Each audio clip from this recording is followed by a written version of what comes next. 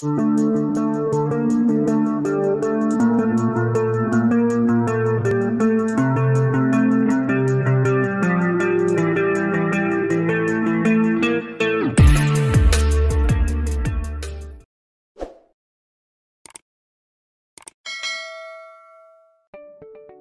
warahmatullahi wabarakatuh dan hai semua. Terima kasih kerana anda sudi singgah channel saya. Okey, untuk video tutorial kali ini saya akan menggunakan drawing ni. Okey, nampak macam berselirat sikitlah, dimension banyak. Okey, susah ke senang je kita tengok macam mana kita nak buat dia. First kali saya akan cuba buat diameter 35 ni dan 68. Lepas tu saya akan kopikan dua bulatan ni ke sini, berjarak 97, and then dia turun 28. Okay, so saya pick up AutoCAD, saya ambil C for circle. Okay, saya klik yang ni, saya ambil D for diameter 68, C for circle lagi, saya masuk 35. Okay, D for diameter 35, enter. Okay, lepas tu saya ambil CO for copy, saya klik yang ni, tapi dia duduk jarak dia 97, tapi dia bukan permanently duduk dekat 97 ni, dia kena turun pula. So kali ni saya ambil tekan control right click, saya ambil from 97, okay, baru saya turun ke bawah 28, enter.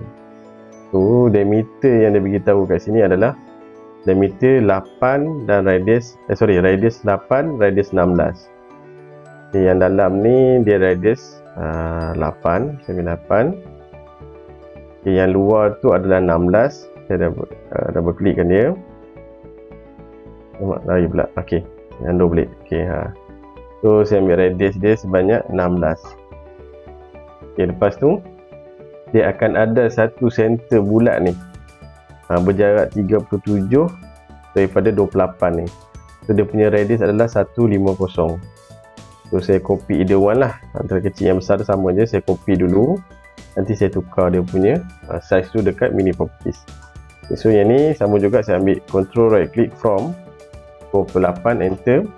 So saya masuk ke sini 37, enter, dan enter. So sini saya double click, saya tukar radius dia sebanyak 150, enter. Dalam masa yang sama saya juga tukar dia kepada center line. Saya dapat macam ni. Okay, lepas tu dia ada curve kat sini. Curve kat sini saya kena masukkan curve dia. Curve dia sebanyak radius 26 dengan 78. Okay, lepas tu dia kena offset pula 3 berradius 82 ni per 8. Yang ni radius 3. So saya ambil F for fillet, R for radius, saya masukkan 26. Okay, 26. Lepas tu dia punya yang besar tu 78. So yang ni, yang 78 ni saya kena pakai tan radius, tangent radius. Anda boleh pakai arahan ataupun pergi kat ribbon. Kalau pakai arahan, ambil C for circle. So saya tukar T tu lah, T for tangent radius. So tangent yang pertama, tangent yang kedua. So saya masukkan 78. Saya akan duduk macam tu. Oh, telajak lah pula. Silap ni. Jangan terlalu tinggi. Silap. Okay, saya ambil C for circle, T for tangent radius. Saya ambil bawah sikit sini supaya dia curve masuk ke sini 7/8. Ni baru betul. Okay, so saya double space, saya ambil TR, double space. Okay, tadi yang ni saya akan offset dia 3. Oh, for offset 3, enter. 3 dalam ni dan 3 luar ni, enter. So yang ni 2 sini dia radius 8, 2 sini radius 3. Fillet radius 8, enter. M multiple. So saya klik yang ni, saya klik yang ni, klik yang ni. Okay, enter. So saya ambil aktifkan fillet lagi. Kali ni saya tukar R 3, enter, M multiple.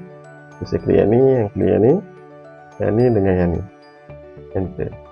Selesai. Okay, enter. So dah dapat yang ni. Okay, so macam mana saya nak buat yang atas tu, yang curve ni pula. So saya kena buat saya dah ada 150. So saya kena buat radius 14 ni dengan radius 25 ni dekat quadrant dia. Saya offset pula, saya rotate dia sebanyak 18 degree. Lepas 18 degree dia bulat, dia curve yang sama juga dengan 50 degree. So saya ambil C for circle, saya ambil Q for quadrant, saya klik yang ni. Radius dia adalah 14. Okay, C lagi for circle, klik 25. So saya ambil RO for rotate, klik, saya ambil sini. So yang ni saya nak offset juga, direct offset. Saya nak rotate dan kan dia ikut jam, so saya nak tambah negatif 18 border rotate ke atas. So saya ambil arahan yang sama juga, saya tekan spacebar saja.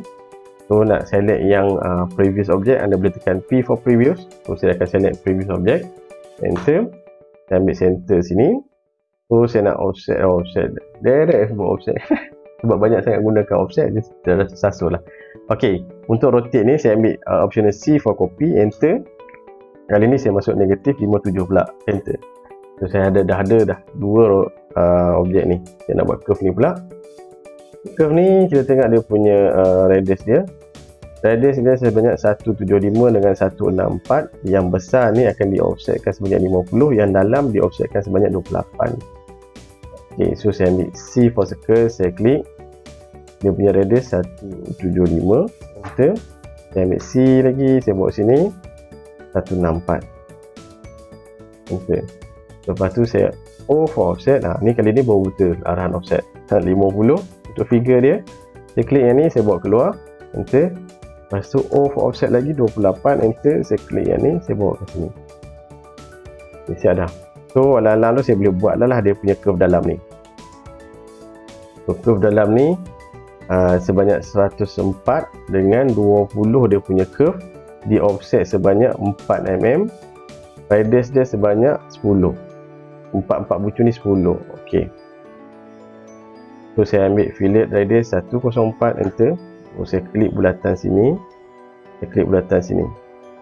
ok, yang sini pula radius 20, fillet radius 20, enter.